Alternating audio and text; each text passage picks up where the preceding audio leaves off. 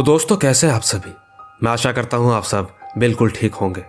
दोस्तों घर एक ऐसी जगह है जहां चार लोग एक छत का सहारा लिए आराम से रहते हैं। यही नहीं, घर वो चीज होती है जो कि इंसान को उसका जीवन व्यतीत करने के लिए एक जगह देती है।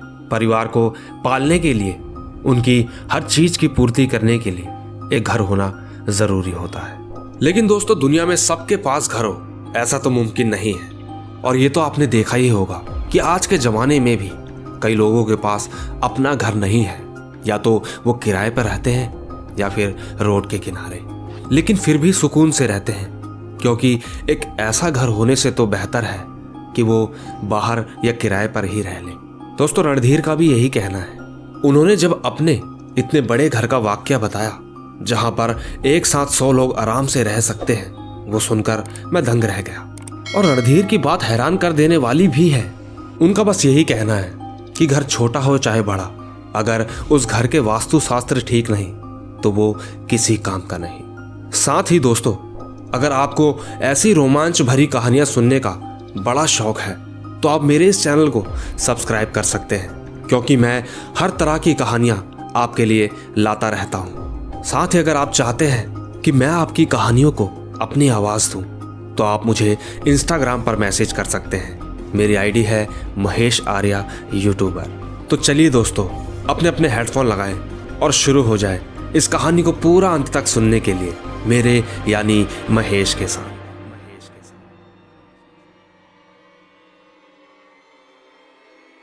दोस्तों रणधीर ने बताया कि जब उनकी नई नई शादी हुई तो वो जल्दी से कहीं पर सेटल होना चाहता था।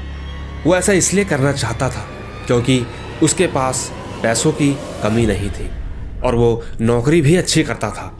देर सवेर रणधीर को कोलकाता शहर में एक खूबसूरत बंगला मिला और वो बंगला उसे बेहद पसंद आया। उस बंगले के हिसाब से उस घर की कीमत भी लाजमी थी। हालांकि थोड़ी थोड़ी दूरी पर वहां और बंगले भी थे, लेकिन सब कुछ पता करने के बाद उसे वो ही सबसे कम लगा। वो बंगला दिखने में काफी सुंदर और बहुत बड़ा था। बस थोड़ी हैरान कर देने वाली बात यह थी कि वो एक सुनसान इलाके में था, जैसे फार्म हाउस होते। दोस्तों उस बंगले के पीछे एक बड़ा सा जंगल भी था। हालांकि बंगले की ऊंचाई इतनी थी कि उन्हें जंगल से कोई मतलब नहीं था। दोस्तों आपने देखा होगा जब हम कोई भी नई चीज, चाहे वो घर हो चाहे वो कुछ भी हो, उसे लेने से पहले हम 2-4 लोगों की सलाह मशवरा जरूर लेते हैं और उनसे पूछते हैं कि ये चीज़ कैसी लगी।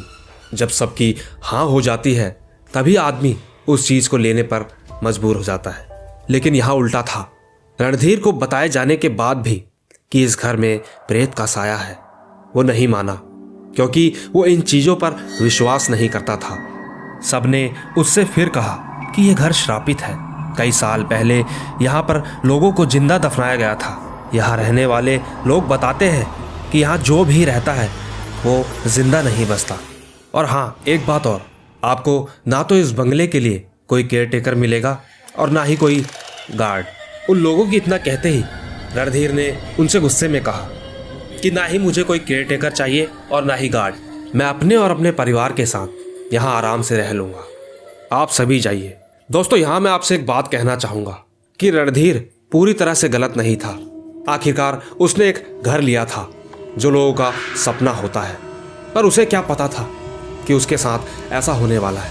खैर दोस्तों जब रणधीर अपनी पत्नी प्रिया को यह बंगला दिखाने लेकर गया तो ठीक प्रिया ने उससे कहा कि रणधीर अगर ये बंगला इतना ही अच्छा है तो अब तक इसे किसी ने क्यों नहीं खरीदा। औरों के मुताबिक इसकी कीमत भी कम है। रणधीर ने कहा अरे होगी कोई वजह, हमें उससे क्या करना, हमें ये जगह तो मिल गई, हमारे लिए यही अच्छा है।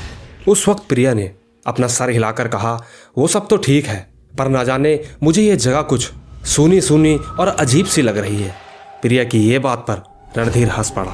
तो उसने कहा सूनी सूनी तो लगेगी ही, क्योंकि यहाँ तुम्हारे और मेरे अलावा और कोई नहीं है। दोस्तों रणधीर दिल का बहुत अच्छा आदमी था। उसने प्रिया की बातों को और लोगों की बातों को सोचते हुए उससे ये कहा कि हम यहाँ कुछ दिन रहेंगे, अगर तुम्हें ये जगह ठीक लगे तभी हम आगे का प्रोसेस करेंगे, वरना कहीं और देख लेंगे। दोस्तों इतना सब कुछ हो जाने के बाद अगले ही हफ्ते रणधीर और उसका परिवार उस घर में शिफ्ट हो गया। रणधीर के परिवार में उसकी पत्नी प्रिया, उसकी बेटी पूजा जिसकी उम्र लगभग 9 साल की थी, और एक छोटा भाई विराज जो लगभग 7 साल का था। दोस्तों पूरे घर में 2 हफ्ते गुजारने के बाद सब कुछ ठीक था, लेकिन इन सब के बाद घर के बेसमेंट से अजीब अजीब चिल्लाने और रोने की आवाज़ें आने लगी।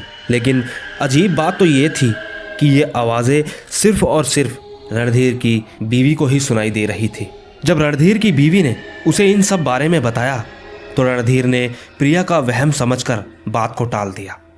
प्रिया को लगा कि शायद रणधीर ठीक कह रहा है, क्योंकि इतने बड़े घर में अगर एक चम्मच भी गिर जाए तो आवाज़ गूंज उठती है। इसी तरह कुछ दिन कटते रहे। एक दिन प्रिया घर पर अकेली थी, बच्चे स्कूल गए थे और रणधीर ऑफिस। प्रिया को बार बार कोई आवाज़ दे रहा था, उसे कोई जंगल की तरफ बुला रहा था। यह प्रिया के साथ दूसरी बार हुआ था। वो बहुत ज़्यादा डर गई थी। ये अजीब सी आवाज़ें सुन सुनकर उसका सिर बहुत तेजी से दुख रहा था। उसे एक तरफ गुस्सा भी आ रहा था। न जाने उसे क्या हुआ, वो अचानक उस जंगल की राह पर चल पड़ी और वो जैसे ही जंगल के अंदर पहुंची तो आवाज़ें बंद हो चुकी थी। ऐसा लग रहा था मानो यहाँ से कोई आवाज़ आ ही ना रही हो। इधर उधर देखा, वहाँ कुछ भी ना मिलने पर वो जैसे ही पीछे की तरफ मुड़ी तो उसने देखा कि एक बूढ़ी औरत उसे घूरे जा रही थी।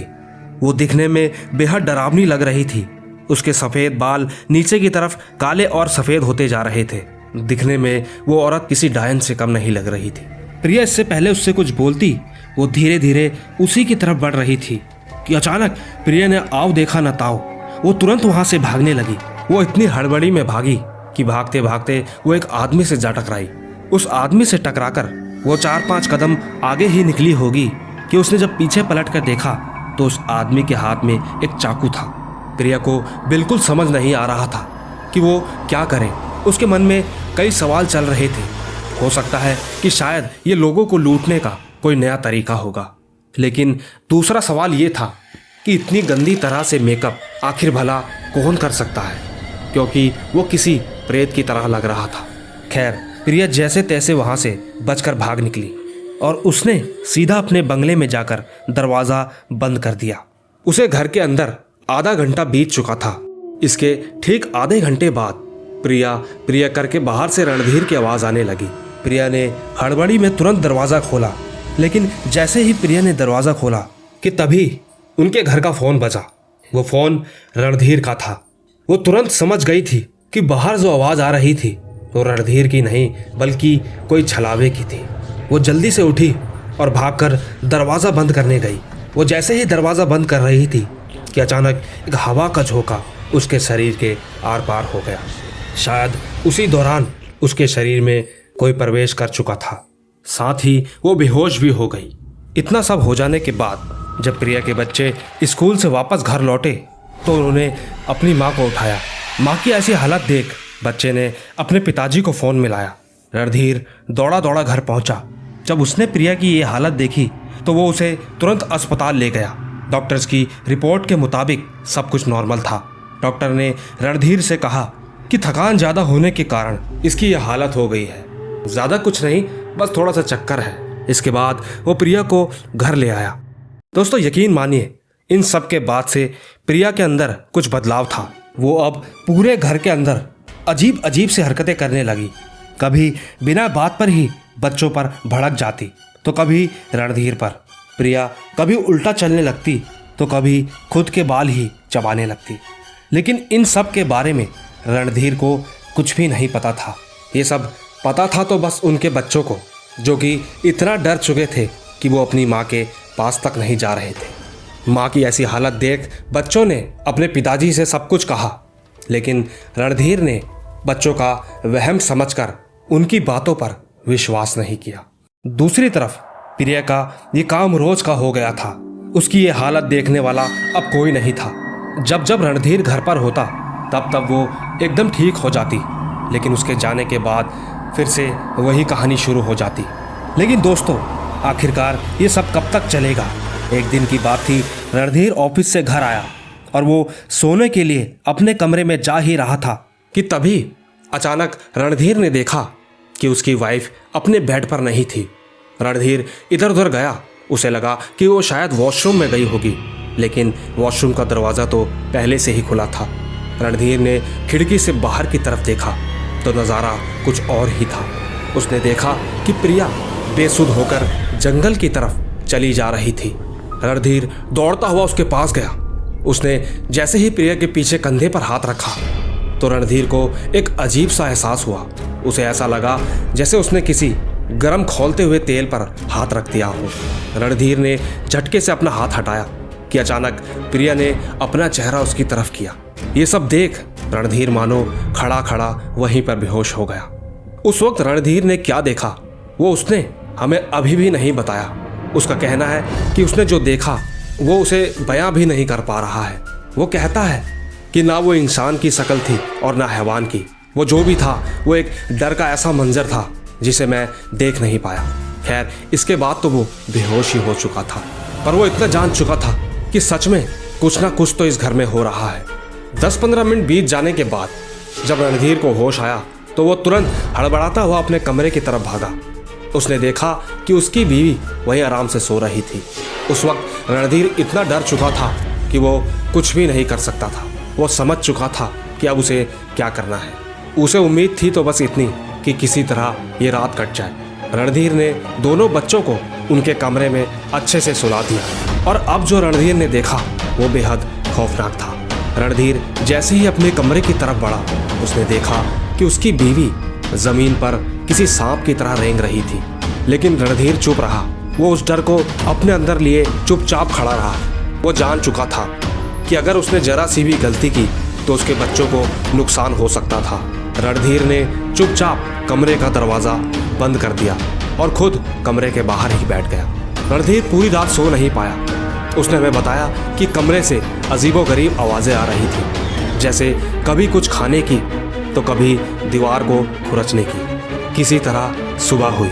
जब रणधीर ने दरवाज़ा खोला तो उसकी बीवी आराम से बिस्तर पर सो रही थी। रणधीर को थोड़ी तसल्ली हुई। रणधीर ने बाहर से दोबारा कुंडी लगाई और चुपचाप अपने बच्चों को लेकर निकल पड़ा मदद की ओर। रणधीर को फ़ोन पर उसी के एक दोस्त ने बताया कि शहर में उनके जानने वाले कोई बाबा रहते हैं। हो ना हो शायद वो तुम्हारी मदद ज़रूर कर देंगे। साथ ही उसने ये भी बताया कि ऐसा ही उनकी मौसी के लड़के के साथ भी हुआ था।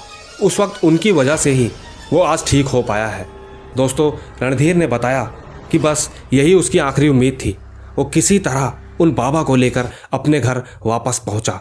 बाबा को सारी बात बता देने के बाद बाबा ने जैसे ही बंगले के अंदर कदम रखा तो मानो एक पल के लिए तो बाबा भी दंग रह गए। उन्होंने बताया कि यहाँ एक नहीं बल्कि कई आत्माओं का वास है, लेकिन जो आत्मा सबसे हावी है वो इस वक्त तुम्हारी बीवी के शरीर में है। रणधीर बाबा को लेकर कमरे के गेट तक पहुंचा और उसने जैसे ही दरवाज़ा खोला तो उसकी बीवी कमरे में नहीं थी। रणधीर हैरान था। उसने इधर उधर हर जगह देखा तो पता चला उसकी बीवी बेड के नीचे छुपी कुछ गोला बना रही थी। बाबा ने रणधीर का हाथ पकड़कर धीरे से उसे पीछे आने को कहा और उस बिस्तरे के चारों ओर कुछ चावल के दाने छिड़क दिए। इस प्रक्रिया के पूरा होते ही रणधीर की बीवी वहीं पर बेहोश हो गई। लेकिन मामला अभी सही नहीं हुआ था। उन बाबा ने सामग्री मंगवाई जिसके ज़रिए उन्होंने उससे कहा कि किसी भी तरह इसे दिन में 2 बार खिला देना, इससे उसका असर कम हो जाएगा। हो सकता है कि वो इसके शरीर से चला भी जाए, लेकिन वो यहाँ से नहीं जाएगा। इसके लिए तुम्हें ये घर छोड़ना ही होगा। इसके बाद बाबा चले गए, लेकिन रणधीर की परेशानियाँ उसके लिए बहुत बढ़ चुकी थी। लेकिन एक बात अच्छी थी। रणधीर ने बताया कि उसने बड़े ही प्यार से अपनी बीवी को वो 2 टाइम की दवाई ठीक समय पर खिला दी थी, जिसके बाद से वो लगातार 2 दिन तक बिस्तर पर ही पड़ी रही। और फिर एक रात उसने खून की उल्टियाँ की। वो पल बेहद डरा देने वाला था। एक बार को तो लगा कि शायद बाबा ने न जाने ये क्या दे दिया कि तबीयत ठीक होने के बजाय और बिगड़ती चली गई। पर हैरानी की बात तो ये थी कि इतना सब हो जाने के बाद रणधीर को लगा कि शायद अब ये नहीं बच पाएगी, लेकिन वो तो ऊपर वाले का शुक्र था, उसकी बीवी एकदम ठीक हो गई थी। बस वही पल था रणधीर ने जल्दी से अपना सामान पैक किया और बीवी और बच्चों को लेकर उसी रात वहां से निकल गया। लेकिन उसने एक बात और बताई कि जाते जाते वो घर की दहलीज पर नमस्कार करके गया। शायद वो समझ चुका था कि जो चीज जिसकी है वो उसी की रहती है। आखिरी में रणधीर ने कुछ ही शब्द बोले। उसका कहना है कि वो अब भी इन चीज़ों को नहीं मानता है। हालांकि उसने जो देखा उसे उस चीज़ पर अभी भी शक है, लेकिन वो किसी से भी किसी तरह का कोई सवाल नहीं करना चाहता। बस वो इतना ही कहता है कि कुछ भी करें तो अपने बड़ों की सलाह ज़रूर ले लें, बाकी ऊपर वाला आपकी मदद ज़रूर करेगा। तो दोस्तों, ये थी रणधीर की खुद पर बीती एक सच्ची घटना। दोस्तों, अगर आपको ये घटना अच्छी लगी हो तो इसे लाइक, शेयर और कमेंट तो ज़रूर कीजिएगा। मैं आपका कमेंट में इंतज़ार करूँगा। साथ ही दोस्तों, सब्सक्राइबर की कहानियाँ भी लगातार आती रहेंगी। तो दोस्तों, मिलते हैं अगली कहानी में। तब तक के लिए बाय बाय।